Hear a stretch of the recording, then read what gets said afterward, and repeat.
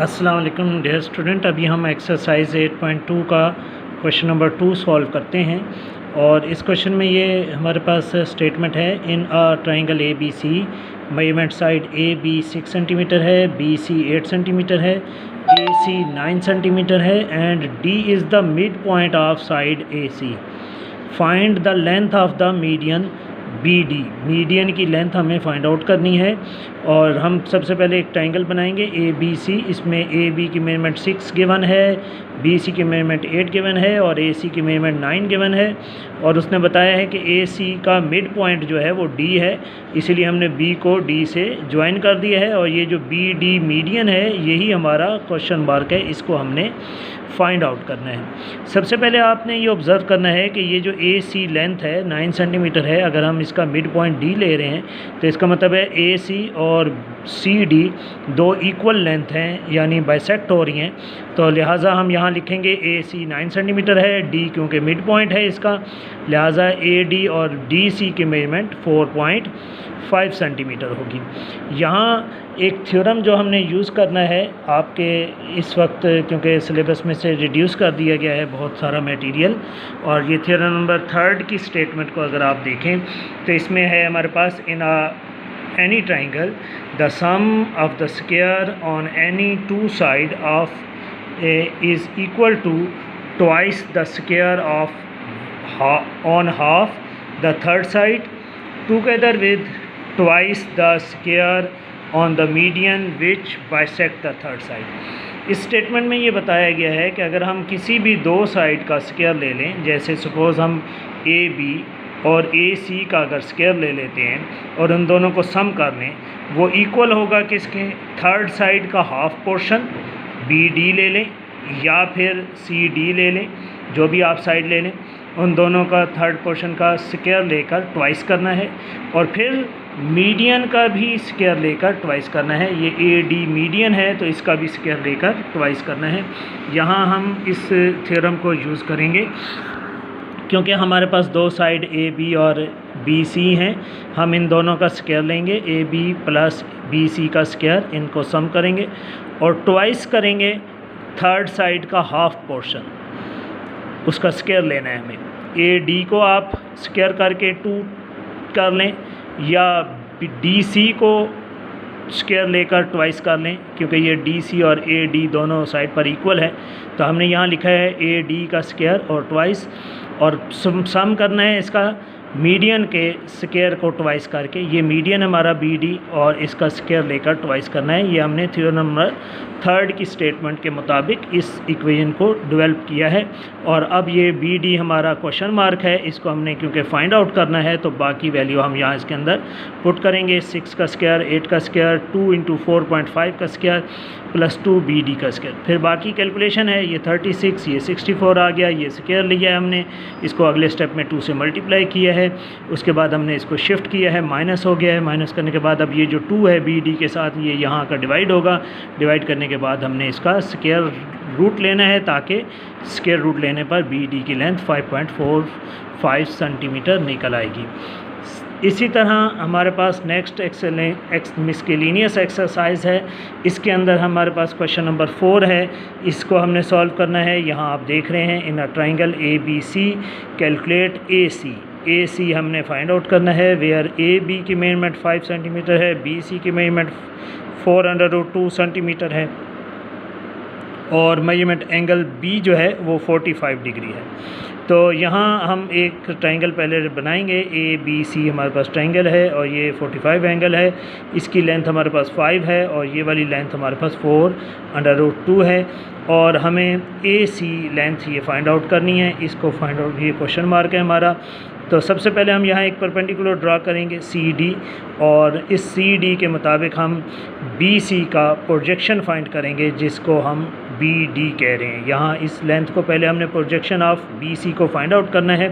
Projection of B C को find out करने के लिए हम राइट एंगल ट्राइंगल का यूज़ करेंगे, ट्राइंगल बी डी सी का, और उसमें कॉस थीटा बेस और हाइपोटेनस का फार्मूला लगाकर बेस हमारे पास फाइंड आउट करना है बी डी, हाइपोटेनस 4√2 है और एंगल हमारे पास 45 है, ये हमने पुट किया है। इसके मुताबिक हमने बी डी को फाइंड किया है। फिर हम थ्योरम नंबर 2 की स्टेटमेंट लगाएंगे, जैसे पहले भी हम एक क्वेश्चन में कर चुके हैं। इसको थ्योरम नंबर 2 की स्टेटमेंट के मुताबिक side opposite to acute angle हमारा 45 है, इसके सामने वाली साइड AC है, इसका स्क्वायर लेना है हमने।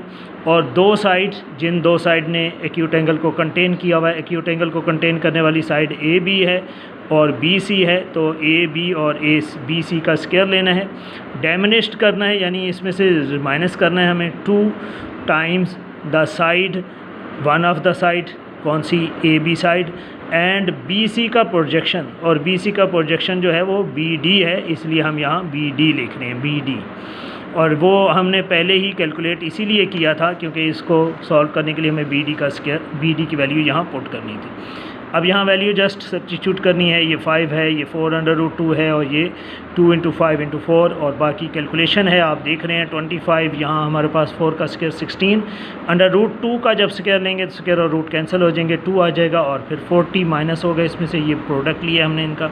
माइनस करने के बाद हमारा रिज़ल्ट 17 आया है, और आप उसका रूट लेकर √17 AC की वैल्यू फाइंड आउट हो जाएगी। नेक्स्ट हमारे पास क्वेश्चन है, क्वेश्चन नंबर 6 है। इसमें हमें इन अ ट्राइंगल ABC, इसमें भी कहा गया है कि ट्राइंगल ABC है जिसमें BC की मेजरमेंट 21 सेंटीमीटर है, AC की मेजरमेंट 17 है, और मेजरमेंट AB की साइड 10 सेंटीमीटर है।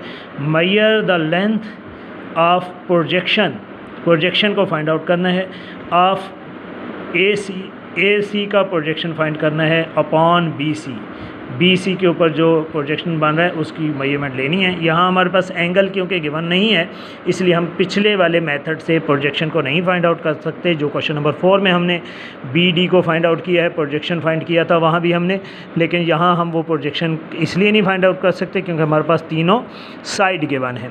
और इसमें हम ट्राइंगल ABC बनाएंगे। पहले ABC ट्राइंगल बनाने के बाद सबसे छोटी साइड, क्योंकि हमारे पास 10 सेंटीमीटर है, तो सबसे छोटा एंगल ट्राइंगल का ये C एंगल होगा, इसीलिए हमने इसको फॉलो करना है। और इसके मुताबिक हमने थ्योरम नंबर 2 की स्टेटमेंट बनाई है कि एक्यूट एंगल के अपोजिट साइड का स्क्वायर लेना है। ये AB एक्यूट एंगल है, इसके सामने वाली साइड AB, ये क्योंकि सबसे छोटा एंगल है ट्राइंगल का, तो इसलिए AB एक्यूट एंगल है, इसको हम AB का साइड का स्क्वायर लेंगे, साइड सबसे छोटी यही है।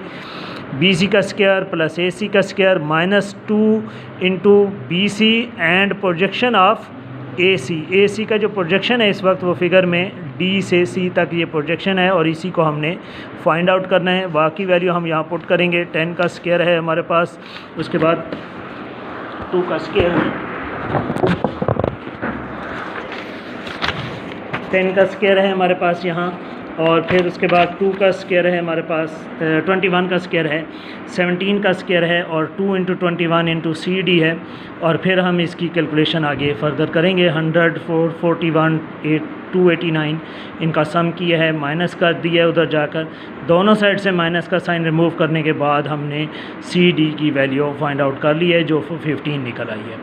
उसके बाद नेक्स्ट हमारे पास क्वेश्चन नंबर 8 और 10 है। सबसे पहले हम 10 को करते हैं। यहाँ एक कंसेप्ट डेवलप करने के लिए मैंने 10 को पहले किया है। Whether the triangle with the side 8 centimetre, 15 centimetre and 17 centimetre are acute angle triangle, obtuse angle triangle और राइट एंगल ट्राइंगल। हमें ये बताना है इस क्वेश्चन में कि 8, 15 और 17 3 साइड गिवन हैं, और आप ये बताएं कि ये एक्यूट एंगल है या ऑब्ट्यूज एंगल ट्राइंगल है या राइट एंगल ट्राइंगल है। तो उसके लिए पहले आप रूल याद करेंगे। रूल में हमारे पास है कि C² = A² + B²।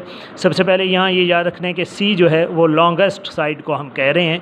ट्राइंगल की सबसे बड़ी साइड अगर C है तो सपोज़ C का स्क्वायर A² और B² के सम के इक्वल आता है, तो इसका मतलब है राइट एंगल ट्राइंगल है। अगर C का स्क्वायर यानी सबसे बड़ी साइड का स्क्वायर दो छोटी साइड के स्क्वायर लेने सम के से ग्रेटर आता है तो ऑब्ट्यूज एंगल ट्राइंगल है। और अगर C² लेस आता है A² + B² से तो फिर वो एक्यूट एंगल ट्राइंगल होती है। तो हम यहाँ सबसे बड़ी साइड देख रहे हैं, हमारे पास 17 है, 17 का स्क्वायर लेंगे। 15 और 8 दो छोटी साइड हैं, इन दोनों का स्क्वायर लेकर सम करेंगे।